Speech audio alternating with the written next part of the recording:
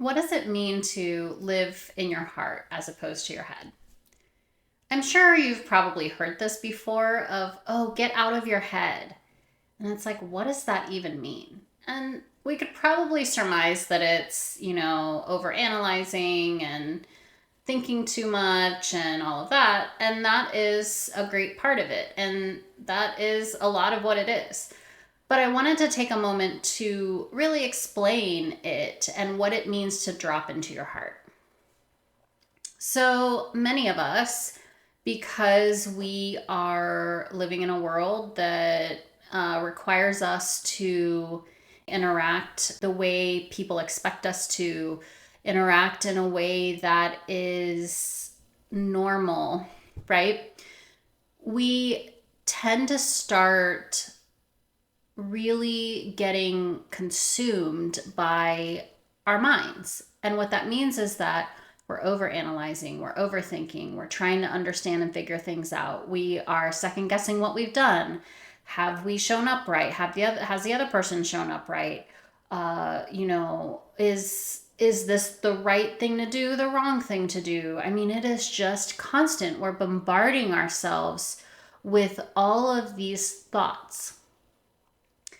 And honestly, if we boil it all down, it's a survival thing, right? Because if we are being careful, if we're thinking through things, then we survive. And it's a very simplistic way to think about it, but it's really why we do it. It's a means of survival. And so when I had first heard, get out of your head, get into your heart, I'm like, this is extremely woo. What does this even mean? How's that practical? But the crazy thing is that the more I learn to do it, the less stressful life becomes. And it's wild, right? Because the moment we allow ourselves to kind of like turn off the chatter and we start to drop into our heart and we start to really feel, we don't need to think anymore because we know the answer. And so dropping into your heart is just dialing into your own inner knowing. And see, the mind will cloud our judgment with fear. The mind will cloud our judgment with anything that could happen to prevent us from surviving. And what our heart does is our heart allows us to be guided by that deep inner knowing.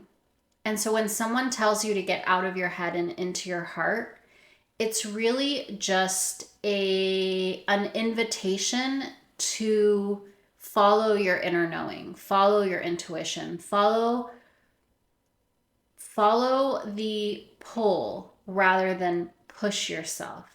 Do you feel a difference? If you're feeling pulled to do something versus you feel like you're being pushed to do something, that's the difference. That's the nuance between the feeling of being in your head and being in your heart. And so you can analyze it, we can give it words, we can talk about what it means, but really it's the feeling. It's the feeling of the rat race. It's the feeling of the constant tick, tick, tick, tick, tick, chatter, chatter, chatter, chatter, chatter, versus the okay. Yeah. Do you feel the difference? And so that's the difference. And so I just wanted to, I think when I was starting this journey, I didn't really understand what a lot of this meant. And I want to help people who are still struggling. And so if you catch yourself during the day and you remember that tick, tick, tick, chatter, chatter, chatter, chatter, right?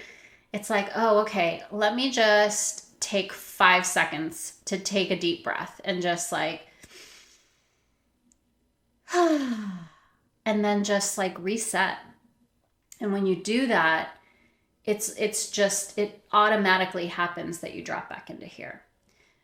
It takes practice to do it that efficiently, but it could be a few breaths at first. So just play with it and allow yourself to play with the feeling of being pulled towards something versus pushing yourself towards it, and see how that goes.